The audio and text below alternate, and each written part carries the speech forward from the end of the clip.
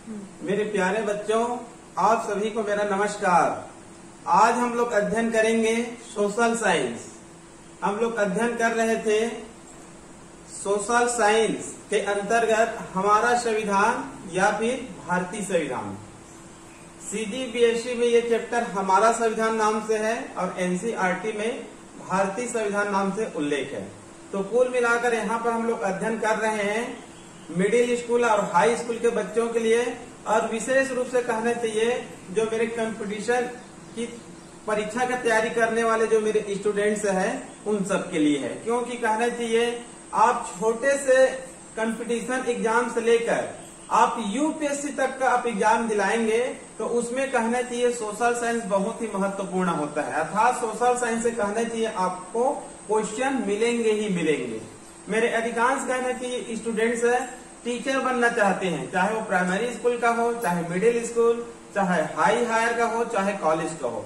तो आप कोई भी कहना चाहिए आप टीचर बनना चाहते हैं भारत में, तो आपको कहना चाहिए सोशल साइंस तो अध्ययन करना ही पड़ेगा GS के रूप में। क्योंकि कहना चाहिए लगभग 50% क्वेश्चन कहना चाहिए क्या होता है, GS से होता है, GK से होता है।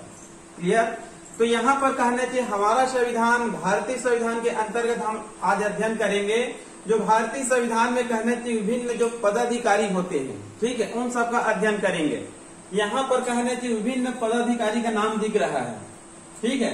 राष्ट्रपति है, उपराष्ट्रपति है, CJI है, जज है, हाई कोर्ट का जज है, राज्यपाल है, प्रधानमंत्री है, विभिन्न कहना चाहिए जो बड़े बड़े पदाधिकारी है। इन सब का कहना चाहिए नियुक्तिकर्ता अधिकारी कौन होता है या फिर नियुक्ति कौन करता है। या तो कोई नियुक्ति करेगा या फिर उसका क्या होगा, चुनाव होगा। और ये जो पदाधिकारी है इनको शपथ दिलाने वाले कौन से व्यक्ति होते हैं, क्योंकि भारतीय संविधान में कहना चाहिए शपथ दिलाया जाता है। जो कहना चाहिए भारतीय संविधान में जो 12 अनुसूची है उसमें कहना चाहिए जो तीसरी अनुसूची है, तीसरी अनुसूची में कहना चाहिए शपथ समारोह का ही कहना चाहिए वर्णन अर्थात उल्लेख किया गया है। शपथ भी बहुत महत्वपूर्ण है। ऐसा नहीं है कि किसी व्यक्ति को कोई भी शपथ दिला सकता है। उसका ये कहना चाहिए भारतीय संविधान में एक रूल रेगुलेशन है, उस रूल रेगुलेशन की तहत ही कहना चाहिए उस व्यक्ति को शपथ दिलाया जाता है। क्लियर? तो यहाँ पर देखेंगे हम लोग भारतीय संविधान में जो विभिन्न बड़े बड़े पदाधिकारी हैं उन सब का कहना चाहिए चुनाव होता है कि नियुक्ति करता होता है। नियुक्ति करता है तो कौन नियुक्ति करते हैं और किनके सामने ये शपथ लेते हैं या फिर कौन शपथ दिलाते हैं। क्लियर? यहाँ से कहना चाहिए विभिन्न कंपटीशन परीक्षा में प्रश्न आते ही रहते हैं। क्लियर? तो इसको कहना चाहिए आप लोग विशेष रूप से देख लेंगे, फिर ये हमेशा के लिए कहना चाहिए क्लियर हो जाएगा, अर्थात ये याद हो जाएगा। क्लियर? तो यहाँ पर देखते हैं राष्ट्रपति। भारतीय संविधान में सबसे प्रमुख, भारत का प्रथम व्यक्ति या फिर कहना चाहिए संवैधानिक दृष्टि से सबसे बड़ा पद इसी को माना गया है, राष्ट्रपति को। सेकंड माना गया है उपराष्ट्रपति को। तीसरा माना गया है प्रधानमंत्री को। यहाँ तक याद रख लेंगे, प्रथम राष्ट्रपति, सेकंड उपराष्ट्रपति और तृतीय क्या होता है, प्रधानमंत्री। क्लियर? तो यहाँ पर देखते हैं प्रथम, ये हो गया आप लोगों का राष्ट्रपति, प्रेसिडेंट। ठीक है जी, भारत का राष्ट्रपति, भारत में कहना चाहिए एक राष्ट्रपति होता है। क्लियर? इसको मैं कहना चाहिए, इनको कहना चाहिए कोई नियुक्तिकर्ता अधिकारी नहीं होता है। आप लोगों को मैं पिछली वीडियो में बताया था, इनका कहना चाहिए अप्रत्यक्ष चुनाव होता है, डायरेक्ट चुनाव नहीं होता है। डायरेक्ट चुनाव उसको कहते हैं जब जनता सीधी तौर पर वोट देते हैं। जो भारतीय जनता होते हैं यदि किसी व्यक्ति को सीधी तौर पर वोट देते हैं तो प्रत्यक्ष चुनाव होता है। जैसे कि लोकसभा सांसद, विधानसभा सदस्य, पंच, सरपंच, BDC, DDC, पार्षद, इन सबको कहना चाहिए भारत की जनता डायरेक्ट वोट देते हैं तो उसको कहना चाहिए प्रत्यक्ष चुनाव कहा जाता है। और जो कहना चाहिए जो प्रेसिडेंट होते हैं, वाइस प्रेसिडेंट होते हैं, राज्यसभा के सांसद होते हैं, ठीक है, विधान परिषद के सदस्य होते हैं, इन सबको डायरेक्ट जनता कभी भी वोट नहीं देती है। तो ऐसे चुनाव को क्या कहा जाता है, अप्रत्यक्ष चुनाव कहा जाता है। तो देखते हैं राष्ट्रपति के चुनाव में अप्रत्यक्ष रूप से कौन कौन से मत दे सकते हैं। तो यहाँ पर कहना चाहिए लोकसभा सांसद, राज्यसभा सांसद, और विधानसभा के सदस्य, इनकी संख्या भारत में 545 है। इनकी संख्या कहना चाहिए 250 है, लेकिन चुनाव में कहना चाहिए केवल इसमें 238 सांसद ही वोट देते हैं, क्योंकि 12 का चुनाव तो 12 का नियुक्तिकर्ता अधिकारी या फिर कहना चाहिए जो राष्ट्रपति होते हैं 12 कहना चाहिए व्यक्तियों को क्या कर सकता है, मनोनीत कर सकता है। तो जो मनोनीत व्यक्ति होते हैं, मनोनीत सांसद होते हैं, वो वोट देने का अधिकार नहीं रखते हैं। और इसमें 545 में 2 लोकसभा सांसद ऐसे होते हैं जिसको राष्ट्रपति क्या कर सकता है, मनोनीत कर सकता है।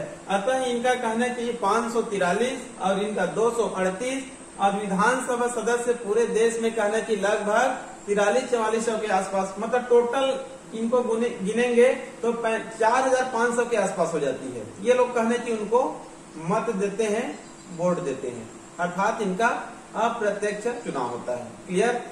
और ये कहने चाहिए कि इनके समक्ष शपथ लेते हैं या फिर इनको शपथ दिलाने वाले कौन से व्यक्ति होते हैं, ये होते हैं चीफ जस्टिस ऑफ इंडिया, मतलब सुप्रीम कोर्ट का मुख्य न्यायाधीश। सुप्रीम कोर्ट का मुख्य न्यायाधीश जिसको सीजीआई कहते हैं, चीफ जस्टिस ऑफ इंडिया नाम से प्रसिद्ध है। यही कहने की जो सीजीआई होते हैं राष्ट्रपति को राष्ट्रपति के रूप में क्या दिलाते हैं, शपथ दिलाते हैं। क्लियर। उसके बाद है वाइस प्रेसिडेंट। उसके बाद है वाइस प्रेसिडेंट। इनका भी चुनाव कैसे होता है, अप्रत्यक्ष रूप से होता है। ठीक है। इसमें केवल लोकसभा और राज्यसभा के सांसद भाग लेते हैं, अर्थात विधानसभा के जो सदस्य होते हैं, एमएलए होते हैं, वो भाग नहीं लेते हैं। और एक कहना चाहिए इनको शपथ दिलाने वाले व्यक्ति कौन है, राष्ट्रपति है। इनको कहना चाहिए शपथ दिलाने वाले व्यक्ति कौन है, राष्ट्रपति है। पहला है राष्ट्रपति, उनको कहना चाहिए शपथ सीजीआई दिलाते हैं। और सेकंड है उपराष्ट्रपति। उपराष्ट्रपति को कहना चाहिए शपथ कौन दिलाते हैं, राष्ट्रपति दिलाते हैं। क्लियर। ये जो महाअभियोग लिखा है उसके बारे में लास्ट में बताऊंगा। क्लियर। उसके बाद देखिए CJI, chief justice of India, supreme court का सीजेआई, इनका कहना चाहिए कोई नियुक्तिकर्ता अधिकार, इनका चुनाव नहीं होता है, इनका कहना चाहिए कॉलेजियम है।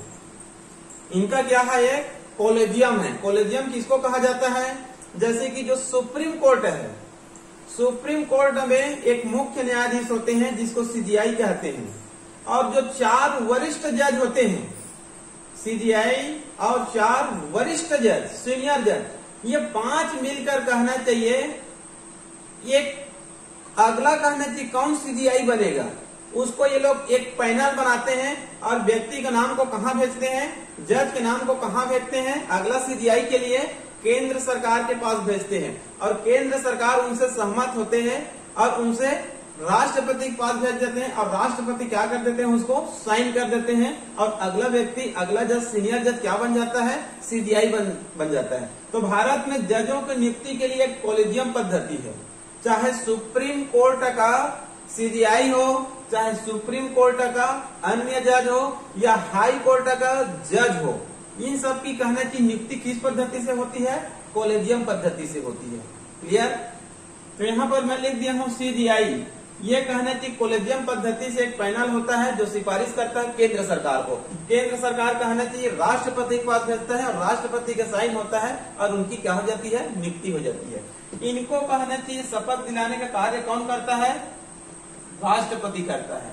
कौन करता है, राष्ट्रपति करता है। क्लियर। मतलब उपराष्ट्रपति और सीजीआई दोनों को शपथ कौन दिलाता है, राष्ट्रपति दिलाता है, और राष्ट्रपति को कहना चाहिए शपथ कौन दिलाता है, सीजीआई दिलाता है। क्लियर। आगे उसके बाद है सुप्रीम कोर्ट में अन्य जज भी होते हैं। आप लोगों को पता होगा सुप्रीम कोर्ट में कहना चाहिए एक मुख्य जज होते हैं और 33 क्या होते हैं, अन्य जज होते हैं। ये जो अन्य जो जज होते हैं उनका भी कहना चाहिए नियुक्ति कैसे होता है, कॉलेजियम के पद्धति से। यहाँ पर देखें और जज है हाई कोर्ट का मुख्य जस्टिस और अन्य जस्टिस, अर्थात कहना चाहिए आपका सुप्रीम कोर्ट का जज हो चाहे हाई कोर्ट का जज हो, उनका नियुक्ति कैसे होता है, कॉलेजियम पद्धति से होता है, और केंद्र सरकार के पास पहुंचते हैं और उसके पास राष्ट्रपति क्या करते हैं, उसको साइन करते हैं। क्लियर। तो जो कहना चाहिए जो सुप्रीम कोर्ट में जो अन्य जज होते हैं उनको कहना चाहिए शपथ कौन दिलाते हैं, सीजीआई दिलाते हैं, क्योंकि सुप्रीम कोर्ट के अन्य जज हैं वो इनके अधीन होते हैं, सीजीआई के नीचे होते हैं। तो उनको शपथ दिलाने का कार्य कौन करते हैं, सीजीआई करते हैं, मुख्य न्यायाधीश चीफ जस्टिस ऑफ इंडिया। जबकि कहना चाहिए चीफ जस्टिस ऑफ इंडिया को कौन दिलाता है, राष्ट्रपति दिलाता है। क्लियर।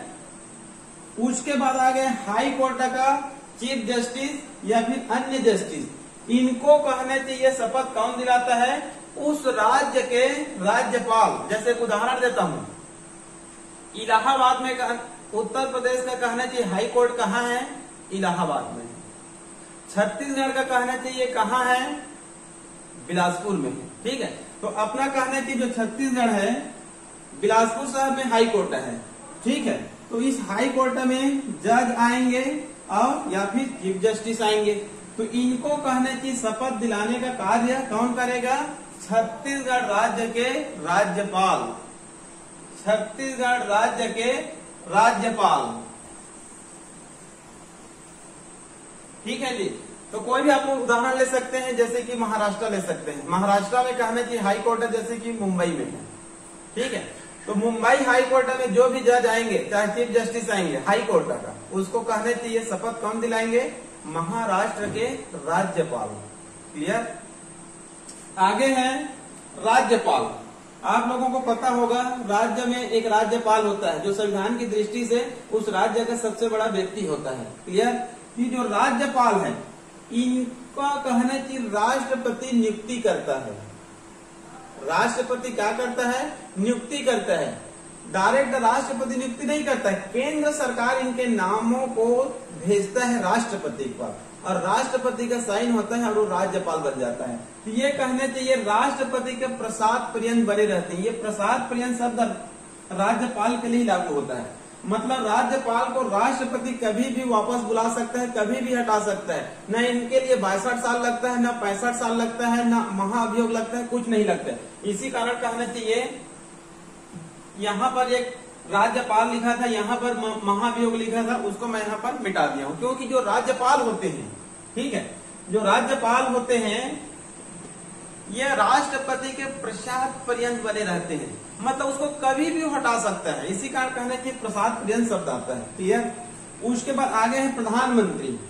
प्रधानमंत्री संविधान की दृष्टि से तीसरा सबसे बड़ा पद है और पावरफुल की दृष्टि से भारत का सबसे बड़ा व्यक्ति है। ठीक है, संविधान की दृष्टि से प्रथम, सेकंड, तृतीय, लेकिन पावरफुल की दृष्टि से देखेंगे तो भारत में कहने की सबसे ज्यादा पावरफुल कौन से व्यक्ति है, प्रधानमंत्री। क्योंकि टोटल केंद्र सरकार इन्हीं के अधीन होती है, भारत सरकार इन्हीं के अधीन होती है। क्लियर। मतलब जितने भी समस्त निर्णय लिए जाते हैं सब प्रधानमंत्री द्वारा ही लिए जाते हैं। क्लियर। ये कहना कि जो प्रधानमंत्री है इनका भी कोई नियुक्ति करता नहीं होता है, इनका तो लोकसभा चुनाव होता है। 2019 में हुआ है, आगे 2024 में होगा, 2029 में होगा, हर 5 वर्ष में होती रहती है। यदि बीच में सरकार नहीं गिरती है तब तो कहना कि इनके लिए चुनाव होगा, लोकसभा चुनाव होगा। ठीक है, यदि व्यक्ति या तो लोकसभा का सांसद होना चाहिए, राज्यसभा का भी सांसद हो सकते हैं। यदि कहना चाहिए कोई व्यक्ति किसी पार्टी का मुखिया है लेकिन वो कहना चाहिए लोकसभा चुनाव हार गया लेकिन उस पार्टी का प्रधानमंत्री के दावेदार है, तो राज्यसभा के सांसद भी प्रधानमंत्री बन सकते हैं। ऐसा नहीं है कि लोकसभा के सांसद ही बनेंगे। उदाहरण के तौर पर कहना चाहिए अपने देश में कहना चाहिए डॉक्टर मनमोहन सिंह है। उन्होंने कहना चाहिए भारत में केवल एक ही बार चुनाव लड़े हैं, लोकसभा चुनाव। ठीक है जी, वो केवल एक ही बार चुनाव लड़े हैं दिल्ली से, दक्षिणी दिल्ली से, और वो कहना चाहिए डॉक्टर विजय कुमार मल्होत्रा से चुनाव हार गए थे। ये बहुत कम लोग जानते हैं कि डॉक्टर मनमोहन सिंह ऐसे प्रधानमंत्री है जो लोकसभा चुनाव नहीं जीते थे, अर्थात लोकसभा चुनाव हार गए थे, और वो कहना चाहिए आसाम से राज्यसभा सांसद बने थे। और चूंकि कहना चाहिए संविधान में यह है कि लोकसभा का सांसद या राज्यसभा का सांसद मंत्री या फिर प्रधानमंत्री बन सकता है, तो वो कहना चाहिए डॉक्टर मनमोहन सिंह असम से राज्यसभा सांसद चुने गए थे और वो कहना चाहिए भारत के 10 साल तक क्या थे, अर्थात 2 कार्यकाल तक क्या थे, भारत के प्रधानमंत्री थे। डॉक्टर मनमोहन सिंह ऐसे व्यक्ति हैं जो कहने चाहिए प्रधानमंत्री बनने से पहले भारत और विश्व का प्रमुख क्या थे? अर्थशास्त्री थे। वो आरबीआई के गवर्नर भी रह चुके हैं, मतलब मुख्य अर्थशास्त्री थे वो। क्लियर? आगे चलते हैं। प्रधानमंत्री, इनका चुनाव होता है, ठीक है, लोकसभा या राज्यसभा, उसके बाद बहुमत पेश करेगा राष्ट्रपति के पास, फिर इनको कहना चाहिए राष्ट्रपति एक प्रकार से उनको शपथ दिलाने का कार्य करता है। राष्ट्रपति ही कहना चाहिए, उनको आगे बुलाता है और उनको शपथ दिलाने का कार्य कौन करता है?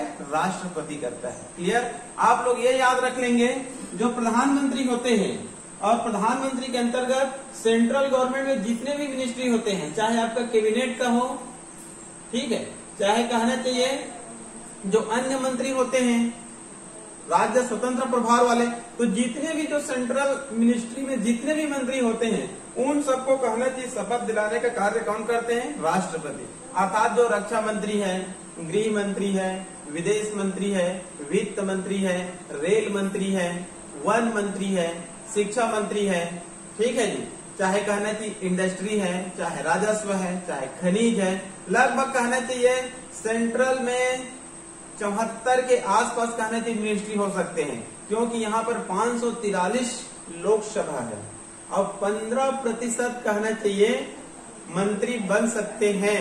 ठीक है, आगे है उसके बाद मुख्यमंत्री, हम लोग राज्य में आ जाते हैं। ठीक है, तो मुख्यमंत्री का भी क्या होता है? चुनाव होता है। ये कहना चाहिए या तो लोकसभा चुनाव है या फिर राज्यसभा। मुख्यमंत्री बनने के लिए कहना चाहिए विधानसभा का चुनाव लड़ना पड़ेगा। क्या लड़ना पड़ेगा? विधानसभा, क्योंकि विधान परिषद हर राज्य में नहीं है। ठीक है जी, यहाँ पर देखते हैं विधानसभा का चुनाव, फिर उनको कहना चाहिए बहुमत, और उसके बाद ये लोग राज्यपाल के पास जाएंगे। फिर राज्यपाल को लगता है कि ये पार्टी के मुखिया हैं और इनको पर्याप्त सीट मिल चुका है, तो आगे चलकर राज्यपाल ही कहना चाहिए क्या कराएंगे? मुख्यमंत्री को शपथ दिलाने का कार्य करेंगे। और उस राज्य में जितने भी मिनिस्टर होते हैं, ठीक है, प्रत्येक राज्य में सेंट्रल के समान क्या होता है? वित्त मंत्री होते हैं, गृह मंत्री होते हैं, शिक्षा मंत्री होते हैं, राजस्व मंत्री होते हैं। इस प्रकार से राज्य में भी कहना चाहिए मिनिस्ट्री होते हैं। तो मुख्य सहित जितने भी मिनिस्ट्री होते हैं उन सबको कहना चाहिए शपथ दिलाने का कार्य कौन करते हैं? राज्यपाल करते हैं। क्लियर? आगे है उसके बाद ये तीन को याद रख लेंगे, नियंत्रक, महालेखा परीक्षक। नियंत्रक, महालेखा परीक्षक, इनको कहना चाहिए CAG कहा जाता है। CAG, नियंत्रक महालेखा परीक्षक। इनको कहना चाहिए सरकारी धन का संरक्षक कहा जाता है। संविधान में जो सरकारी धन होता है ना, गवर्नमेंट का जो धन होता है, संपत्ति, उनको ये बचाने का कार्य करता है। ये अपना अपना रिपोर्ट बीच बीच में देते रहता है। पिछले वीडियो में आपको बताया था मैं। उसके बाद आगे है मुख्य चुनाव आयुक्त। मुख्य चुनाव आयुक्त और 2 चुनाव आयुक्त होते हैं। इनकी टोटल संख्या कहना की 3 होती है। एक होते हैं मुख्य चुनाव आयुक्त,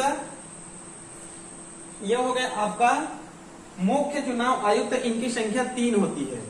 एक कहना चाहिए मुख्य चुनाव आयुक्त है और 2 और अन्य क्या होते हैं? चुनाव आयुक्त होते हैं। तो टोटल 3 होती है, तीनों का वेतन समान होता है। और यह है आपका नियंत्रक महालेखा परीक्षक, ये कहना चाहिए CAG बोलते हैं। उसके बाद आगे है महान्यायवादी, AG कहते हैं इसको, अटॉर्नी जनरल, महान्यायवादी, अटॉर्नी जनरल, महान्यायवादी। जो सेंट्रल गवर्नमेंट में होते हैं उसको महान्यायवादी कहते हैं, और जो राज्य में होते हैं उसको महाअधिवक्ता कहते हैं। ठीक है, राज्य में महाअधिवक्ता और सेंट्रल में महान्यायवादी।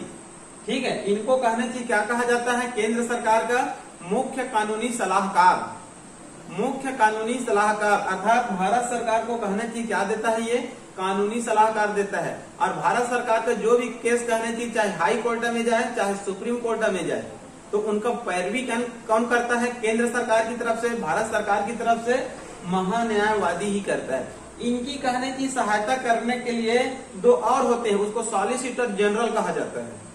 क्या कहा जाता है? Solicitor general.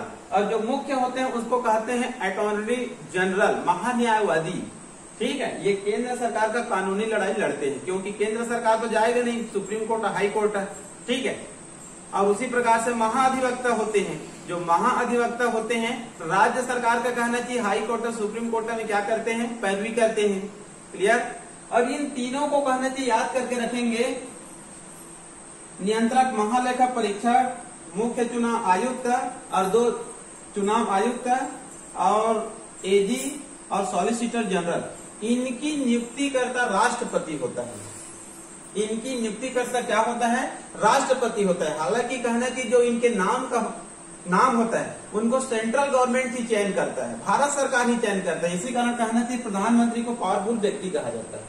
ये जितने भी राष्ट्रपति के साइन से कानून बनते हैं वो पहले कहना चाहिए सेंट्रल गवर्नमेंट से होते हुए राष्ट्रपति के पास पहुंचता है। और राष्ट्रपति का मजबूरी होता है कि सेंट्रल गवर्नमेंट, भारत सरकार कुछ भी भेजेगा उसमें साइन करना अनिवार्य है। ठीक है, यदि साइन नहीं करेगा तो आगे चलकर उनको दिक्कत पैदा हो सकता है, महाअभियोग से उसको हटाया भी जा सकता है। क्लियर। तो कहना चाहिए ये जो 3 पद है इनकी नियुक्ति कौन करता है, राष्ट्रपति ही कहलाएगा, सेंट्रल गवर्नमेंट नहीं कहलाएगा। ठीक है, राष्ट्रपति ही। और इन तीनों को हटाना बहुत ही मुश्किल है। इन तीनों को हटा, या तो कहना चाहिए नियुक्ति होगा तो या तो ये कहना चाहिए 62 साल के उम्र में रिटायरमेंट हो जाएंगे, या फिर कहना चाहिए या तो 65 साल या फिर 62 साल।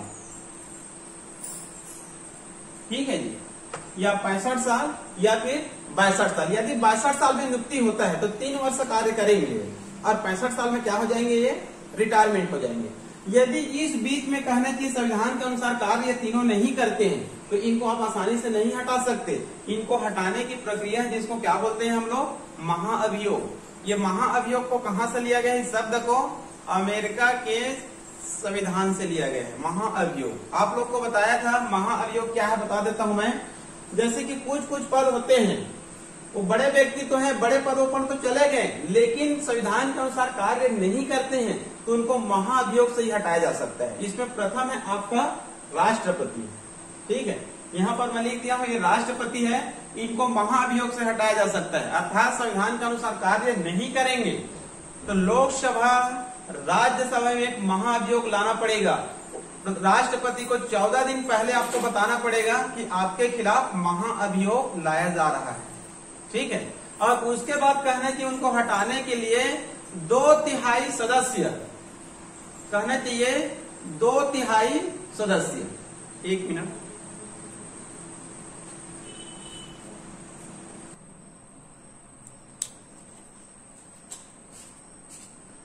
अब हम लोग लास्ट में देखेंगे ये जो अध्यक्ष है और उपाध्यक्ष है, चाहे आपका लोकसभा हो चाहे आपका विधानसभा हो। आप सभी को पता होगा जो लोकसभा होते हैं, ठीक है, उनके कहने चाहिए अध्यक्ष होते हैं और क्या होते हैं, उपाध्यक्ष भी होते हैं। उसी प्रकार से कहने चाहिए जो विधानसभा होते हैं उनके भी कहने चाहिए विधानसभा अध्यक्ष होते हैं और विधानसभा उपाध्यक्ष होते हैं। क्लियर। वर्तमान में कहने चाहिए लोकसभा का अध्यक्ष कौन है, तो श्री ओम बिरला है, जो कहने चाहिए राजस्थान के एक सांसद है और वो भाजपा से सांसद है। क्लियर। क्योंकि कहने चाहिए वर्तमान में जो मोदी सरकार है ये कहने चाहिए भाजपा की सरकार है, तो स्वाभाविक बात है केंद्र में जिसकी सरकार होती है उसी का क्या रहेगा, लोकसभा अध्यक्ष रहेगा। उपाध्यक्ष कोई जरूरी नहीं है। भारत में एक परंपरा रही है कि जो विपक्ष होते हैं उनको उपाध्यक्ष का पद दे दिया जाता है। उसी प्रकार से कहने चाहिए हम लोग जैसे कि उत्तर प्रदेश जाते हैं तो उत्तर प्रदेश में कहने चाहिए भाजपा की सरकार है, तो वहां के विधानसभा में विधानसभा का अध्यक्ष किस पार्टी वाले रहेंगे, भाजपा वाले रहेंगे। अपने छत्तीसगढ़ में हम लोग देखते हैं, छत्तीसगढ़ में वर्तमान में कहने चाहिए कांग्रेस की सरकार है, भूपेश बघेल की सरकार है, तो यहाँ पर कहने चाहिए विधानसभा अध्यक्ष कौन है, श्री चरणदास महंत जी हैं। क्योंकि कहना चाहिए जो सरकार होती है सत्ता में उसी का कहना चाहिए क्या होते हैं, अध्यक्ष होते हैं। क्लियर। तो यहाँ पर कहना चाहिए अध्यक्ष और उपाध्यक्ष, चाहे आपका लोकसभा हो चाहे विधानसभा हो। क्लियर। तो इनका कहना चाहिए कोई नियुक्तिकर्ता नहीं होते हैं, ये तो कहना चाहिए इनका चुनाव होता है। ये कहना चाहिए लोकसभा चुनाव लड़ेंगे और ये कहने चाहिए विधानसभा चुनाव लड़ेंगे, और जिसकी सरकार बनती है वही आगे चलकर कहने चाहिए अपना अध्यक्ष निर्वाचित करेगा। इनका भी चुनाव होता है वहां पर विधानसभा के अंदर। जैसे कि कहना चाहिए केंद्र सरकार है अब कहना चाहिए जो ओम बिरला है जो लोकसभा अध्यक्ष है, तो वहां पर कहना चाहिए चुनाव होगा तो ऑटोमेटिक जिनकी सरकार है उनकी सदस्य क्या होती है, उनकी बहुमत होती है। अतः कहना चाहिए जिसकी सरकार होती है उसी की क्या बनती है, अध्यक्ष बनती है। अपने छत्तीसगढ़ में लेंगे, छत्तीसगढ़ में कहना चाहिए टोटल विधानसभा सीटों की संख्या 90 है। अब 90 में कहना चाहिए 68-69 के आसपास कहना चाहिए कांग्रेस की सरकार है। तो विधानसभा के अंदर अध्यक्ष बनाने के लिए कहना चाहिए एक चुनाव होता है। तो चूंकि 90 में कहना चाहिए 68-69 की संख्या में कांग्रेस की विधानसभा में सदस्य है, कांग्रेस की कहना चाहिए एमएलए है, तो स्वाभाविक बात है कांग्रेस की यहाँ पर क्या बनेगा, अध्यक्ष बनेंगे। क्लियर। तो इनकी खासियत ये है कि इनका चुनाव होता है और इनको कई बार ये पूछा जाता है कि जो लोकसभा के अध्यक्ष होते हैं, उपाध्यक्ष होते हैं या फिर विधानसभा के अध्यक्ष और उपाध्यक्ष होते हैं वो किस रूप में शपथ लेते हैं। तो याद रखेंगे ये अध्यक्ष और उपाध्यक्ष के रूप में शपथ नहीं लेते हैं, ये लोकसभा और विधानसभा की एक सामान्य सदस्य के रूप में कहना चाहिए लोग शपथ लेते हैं। मतलब अध्यक्ष उपाध्यक्ष रूप में कभी भी शपथ नहीं लेते हैं। क्लियर। इसी का ये क्वेश्चन आता है। इधर वाले हम लोग देखेंगे, यहां से देखेंगे यहां तक, ठीक है।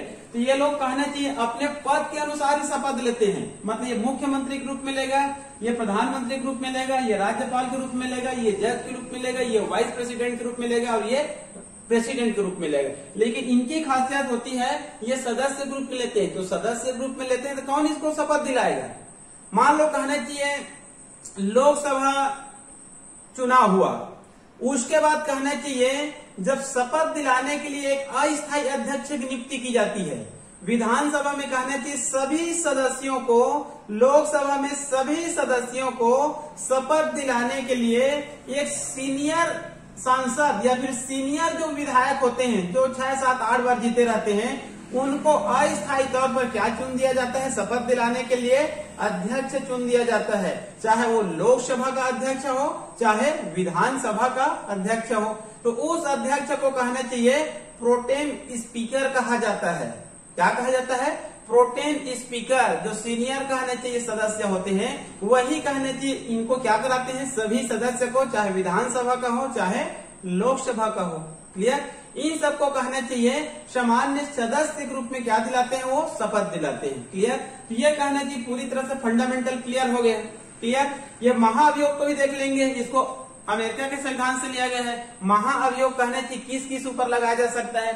ये राष्ट्रपति के यहाँ पर देख लेते हैं, राष्ट्रपति को महाअभियोग से हटाया जा सकता है, उपराष्ट्रपति को महाअभियोग से हटाया जा सकता है, और जो जज होते हैं चाहे आपका सुप्रीम कोर्ट का चाहे कोई भी जज हो, हाई कोर्ट का कहना चाहिए कोई भी जज हो, इन सबको महाअभियोग से ही हटाया जा सकता है। और यहाँ पर 3 और है, नियंत्रक, महालेखा परीक्षक और मुख्य चुनाव आयुक्त और 2 अन्य चुनाव आयुक्त, और ये जो महान्यायवादी होते हैं इन सबको कहना चाहिए महाअभियोग से ही हटाया जा सकता है। क्लियर। ये हो गया आप लोगों का भारतीय संविधान के अंतर्गत जो महत्वपूर्ण पद होते हैं उनका नियुक्ति कैसे होता है, कि इनके सामने कहना कि ये शपथ लेते हैं। क्लियर। इसके बाद हम लोग आगे वीडियो में देखेंगे, आगे लेक्चर में देखेंगे त्याग पत्र। त्याग पत्र भी बहुत महत्वपूर्ण होता है। ऐसा नहीं है कि भारतीय संविधान में कोई भी व्यक्ति किसी को भी त्याग पत्र दे सकता है, उसका भी कहना चाहिए भारतीय संविधान में एक रूल रेगुलेशन है। तो इसका अध्ययन करेंगे हम लोग अगले वीडियो में। क्लियर। तो आज के लिए केवल इतना ही।